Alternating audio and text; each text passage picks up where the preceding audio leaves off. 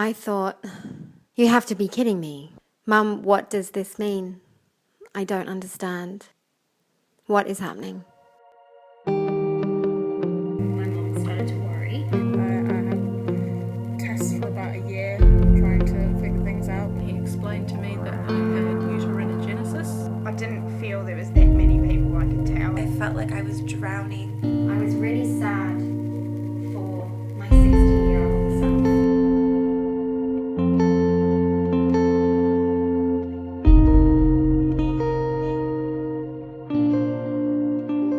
This is the first time I've read this.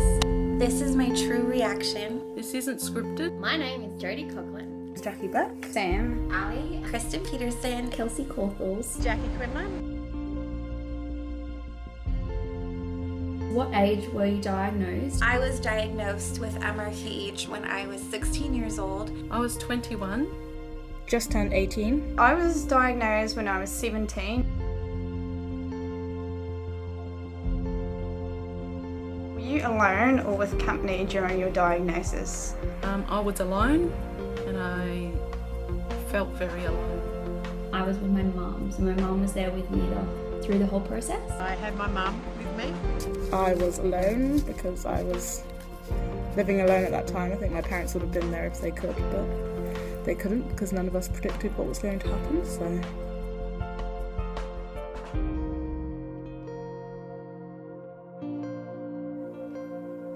Can you describe exactly what happened for the first minute after diagnosis? I don't think I fully understood what exactly was happening. I just burst into tears. Absolutely burst into tears. In the first moment, in the first minute afterwards, I felt like I was drowning. Just remember my mum coming over to me and giving me a hug, and I was just sobbing. You know, trying to put your diagnosis in the first minutes that it happened into words is a difficult thing to do. You know, it was really hard. When I was first diagnosed, it was really hard for me to understand what was happening, to understand how it was going to affect my life. When your life changed in an instant, and knowing that it was never going to be what you thought it was is a very difficult thing to go through. Can I describe in 3 words how I felt for the first year following diagnosis? Scared? Weird? A freak. I should always say, not even weird. Scared, a freak. Abnormal. Scared, probably also in a bit of denial. I didn't really want to deal with it. God, I can't really remember. I think I just went into complete denial and just shut down that area of my life. And the darkest part of my mind and the deep part that I didn't give much attention to, I felt very angry.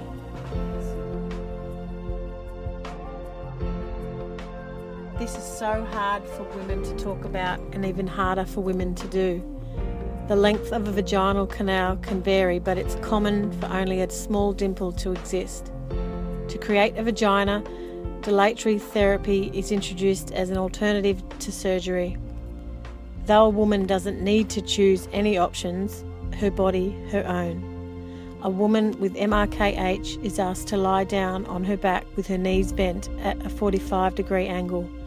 A woman with MRKH is asked to rest her feet comfortably on the bed or couch, hip width apart. She takes a few deep breaths and inserts a small dilator-shaped mould into the dimple. She is required to now press hard. Her knuckles may turn white. She winces at the pain. She does this for 3 months or so, maybe less, maybe more. Maybe before school, maybe in a bedroom, whilst her family are desperately pretending that she isn't. Maybe she gives up. But we say and we hope that a vagina canal has now been created.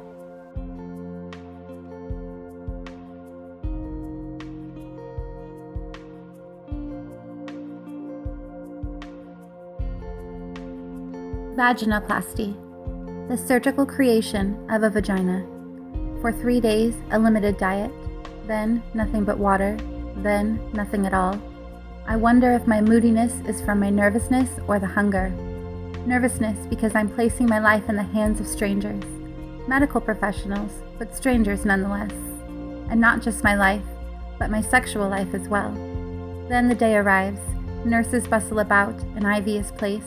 It all seems so slow and yet so rushed, and suddenly I'm asleep.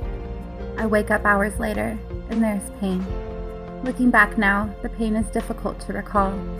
The pain medication makes the next few days a blur, and as the blur fades, the realization hits. I have a vagina. Where once was nothing, now is what I always dreamed of being there. I had hoped to finally feel like a woman afterwards. I do not. In the month-long recovery, I ponder this, and the truth hits me, changing my view of myself forever. I have always been a woman. I am grateful to have a vagina, and also grateful to know that I was perfect without it.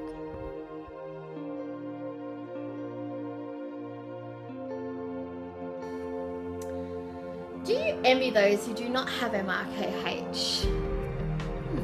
I don't envy any particular person or any particular group of people. I think that everybody has their own challenges in life.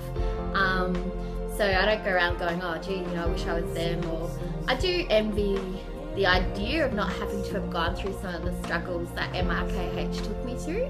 I would have liked to have not had to deal with some of the issues, some of the emotions, some of the physical sides of it.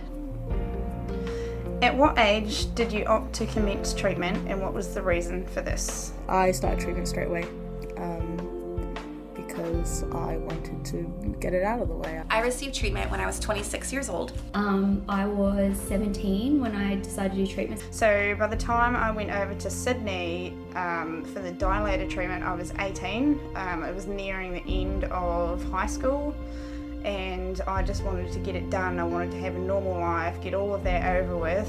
Can you list 3 words associated with the treatment journey specifically? Awkward, annoying.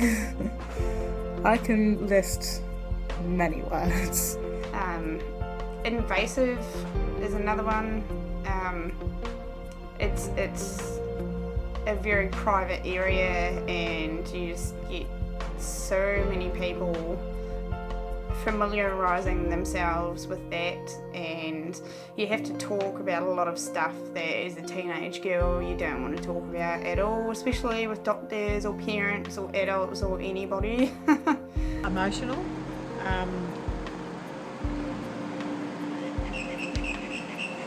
Hard. Probably just it brought up a lot that I hadn't. It opened the door to a lot. Do I ever share this part of the process when discussing my diagnosis and reason behind this decision?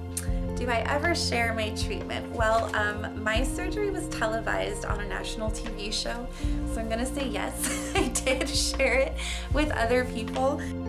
It depends in what context that's who I'm talking to, but mostly, like if it's like an outsider who does not need to know this, I will not talk about it, obviously. Not really. I sort of, even though I seem like I'm confident now, it's not something I like to talk about much. Didn't want to talk about it at all. Just was like, no, don't, let's not talk about it. Let's talk about something else. My mum would try to talk to me, and I would just be like, no, I don't want to. And there's still to this day, I won't talk about it. I won't talk about treatment. So this is the first time that I've spoken about my treatment journey in a really long time. It's just like my little secret, and I don't know if anyone will ever know. Oh, okay.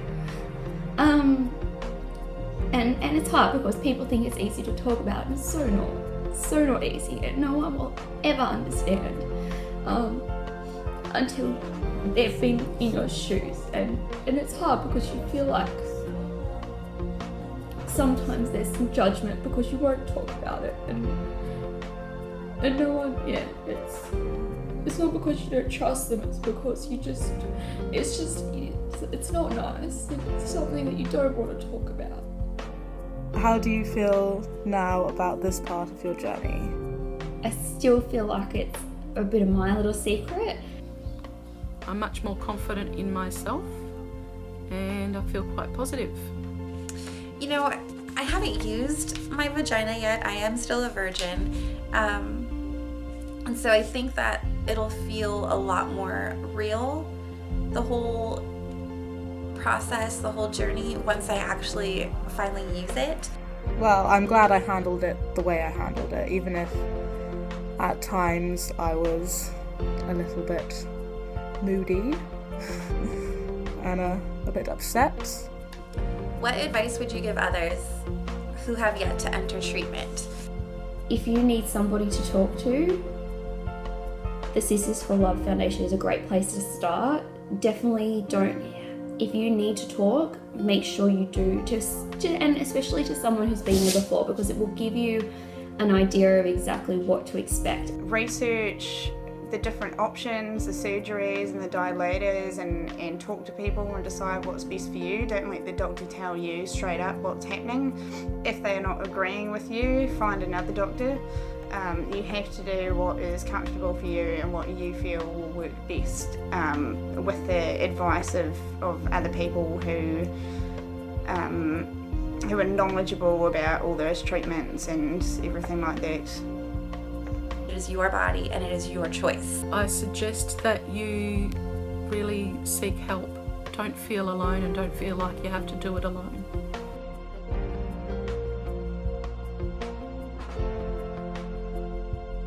Does MRKH still surprise you, and if so, in what way?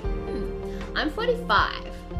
The only surprises I get now is, well, I've been getting pimples, see there's one there, and I've never really had them before, and so I'm going through the whole, is that pre-menopause? Is that menopause? Is that my sort of what I will go through? I won't have the physical sign of period stopping to really let me know this is menopause. How is your life different, would you say, to a woman of the same age who does not have MRKH? Well, I have many friends my age, and their lives are very similar to me, but also very different. But I don't have to worry about running out of tampons or going to the supermarket for just those things. I don't think they're a big deal though. And also going to have pap smears and going to have the doctors for birth control, but those things are hidden anyway, so you don't really notice. And heavy periods, I don't have to worry about that. Otherwise, I don't think my life's really that much different to my friends, and if it is, I think I would notice. We have the same dreams and hopes and laughs and sadnesses and angers, and nothing out of the ordinary here. If there was an affirmation that a woman should carry with her throughout her diagnosis, what would it read? It would just be, you are as much a woman as anyone else. You can have the richest, fullest life that you want, and MRKH is a part of you, but it certainly doesn't define you, and your choices in life will be as full as you want them to be and as difficult as you allow them to be. You'll never outgrow MRKH. You'll just find the ways to grow with it. Cut!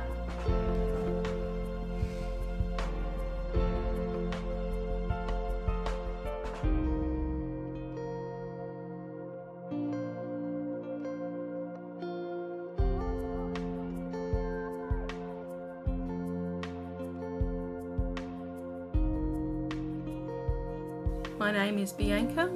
I live on the Gold Coast in Queensland, Australia. Sisters for Love, MRKH Foundation, Ambassador of Queensland. My name is Jackie Beck.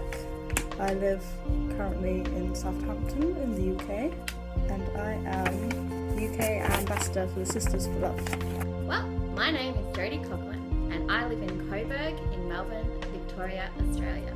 I am the MRKH Sisters for Love Ambassador for Victoria. My name is Kelsey Corthals. I live in Perth, and I'm the Sisters for Love MRKH Foundation Ambassador of Western Australia. My name is Kristen Peterson, and I live just outside Seattle, Washington in the United States of America. Sisters for Love MRKH Ambassador of the United States. My name is Sam. I live in Dunedin, New Zealand. I am the Sisters for Love Ambassador for New Zealand. My name's Jackie Quinlan and I am a mum and co-founder of Sisters for Love Foundation. My name is Ali and I am the Sisters for Love MRKH Foundation co-founder.